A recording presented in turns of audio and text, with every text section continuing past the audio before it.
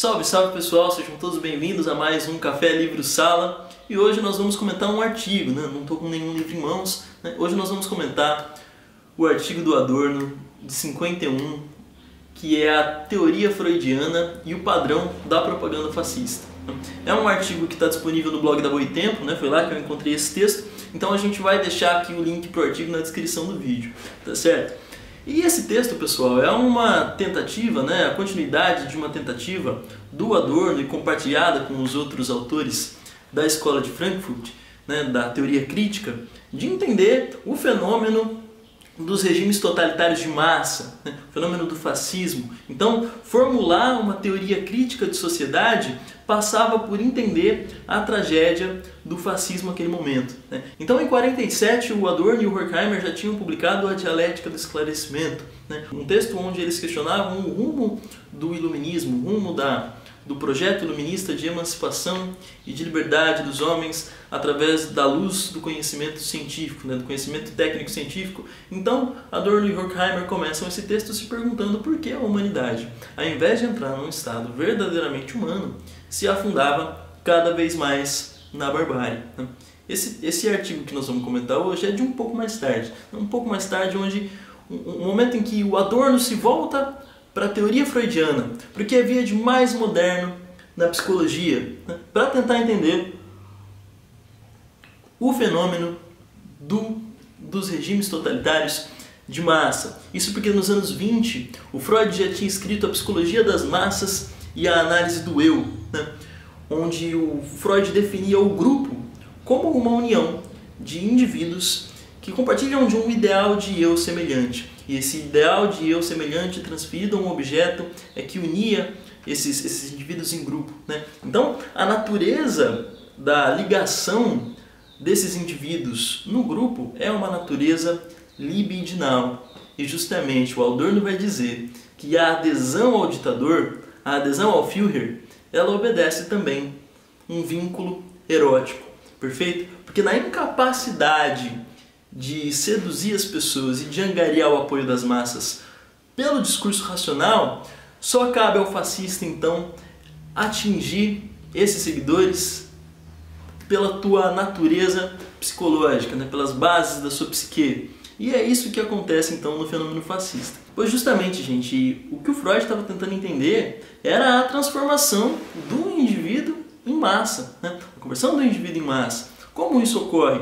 E aí o Adorno vai usar a teoria freudiana para tentar entender então como o indivíduo se transforma em massa no regime fascista, né? No limite, por que a propaganda fascista cola? Por que a propaganda fascista funciona? Por que os trabalhadores, ao invés de optarem por uma alternativa revolucionária, estavam optando pelo que havia de mais regressivo na humanidade, né? Pelo ódio, pela revolta, pela reação, né? Ao invés da progressão, é pela reação. Por que isso acontece? Isso tem a ver com o mecanismo que une seguidores e a figura do ditador, né? E esse mecanismo é o da identificação. E a identificação Freud define como a mais primitiva expressão da ligação emocional de uma pessoa com a outra, né? Nesse sentido, o líder fascista faz o quê? Ele parece psicologicamente com os seus seguidores. Ele é semelhante, né? E essa semelhança é que causa também essa identificação, que é uma identificação por idealização. Ou seja, esse líder, então, parece ao mesmo tempo semelhante aos seus seguidores, mas também incorpora uma espécie de superioridade. Uma superioridade que esse indivíduo fragilizado não consegue reclamar para si mesmo, né? Daí a ideia de uma espécie de eu ampliado, né? Há um ganho narcísico quando os seguidores aderem ao fascismo, né? E esse ganho narcísico está ligado com uma espécie de idealização de si mesmo, né? De se enxergar na imagem desse líder, né? De se enxergar na imagem do líder fascista. Daí a própria razão de regimes nazifascistas, né, de natureza nazifascista, ascenderem justamente após as crises, né? Porque é na crise que esse indivíduo que está fragilizado, que se vê diante da incapacidade de realizar seus projetos de vida particulares, né, e atribui isso a um fracasso pessoal, e é justamente diante dessa sensação de fracasso que esses então indivíduos se unem no grupo. E reunidos em grupo, né, uma vez em grupo, eles vão atacar justamente aqueles grupos que expressam uma outra maneira de lidar com o desejo, né, uma outra relação com temas que são tabus numa sociedade como a nossa, né, que é a família, a intimidade. Então esses grupos que expressam outras maneiras de lidar com o desejo batem no indivíduo fascista, né, no seguidor fascista, como uma espécie de ofensiva contra os valores através dos quais esses sujeitos assentaram a sua personalidade. É por isso que atacam, porque esse ganho narcísico encontra nesse outro, né, nesse estrangeiro, naquele que não faz parte do grupo, uma ameaça, né? Então, na iminência dessa ameaça, ele ataca, porque esses grupos, para ele, são como se representassem um obstáculo ao seu esforço de autoafirmação, né? É por isso também que a propaganda nazista cola tanto, é por isso que ela funciona tanto, porque o Adorno está percebendo que já que esse vínculo não se dá de maneira racional, então quebrar um vínculo que tem uma forte identificação erótica, uma forte identificação libidinal, não passa pela argumentação, né? Qualquer espécie de autocrítica, qualquer espécie de questionamento sobre aquele comportamento, sobre aquela prática, sobre aquele regime, impõe também uma espécie de perda narcísica. É como se esse sujeito estivesse traindo a si mesmo, né? É claro, porque o líder representa justamente esse eu ampliado, né? Esse ideal de eu que ele não consegue reclamar para si mesmo, né? Mas que encontra inimigos muito claros em todo o restante da sociedade. E aí a origem da reação regressiva, né? Da reação violenta, do ataque, do ódio. Cabe sempre lembrar que o nazismo não perseguia apenas os judeus, né? Mas eram os ciganos, eram os homossexuais, né? Toda essa gente. Então, pessoal, um outro ponto, né? Mais ali para metade do artigo, o Adorno se coloca a seguinte questão: mas como esses sujeitos, né, rudes e semi-educados, ele escreve assim, né? Como esses sujeitos rudes e semi-educados conseguiam aplicar todas essas técnicas tão ligadas às descobertas mais recentes da psicologia, né? Como eles puderam empregar essa propaganda? E aí começa a formular hipóteses, né? A primeira e mais consistente, que ele defende por mais tempo, é justamente essa, de que o nazismo, o fascismo, eles trabalham com predisposições já existentes. Estão ligados a uma natureza da fragilidade do indivíduo, perfeito? Então, o líder não se coloca como um outro, como aquele que não tem conexão alguma com esse sujeito.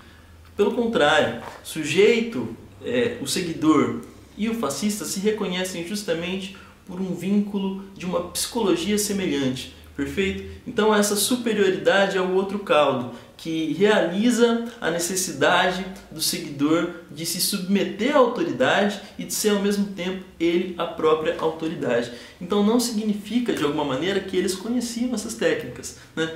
Mas de que eles trabalharam com algo que já estava ali de modo latente, né? Então, uma vez expressando esse ódio, essa revolta, essa violência de modo claro e explícito, esses seguidores também não se veem mais na necessidade de conter aquilo que já existia no seu desejo de maneira submersa. Essa maneira do Adorno falar sobre a figura dos nazistas, né, como rude e semi-educados, é interessante. O Adorno ele olha para a figura de Hitler e ele diz que o Hitler era uma espécie de barbeiro de subúrbio, né?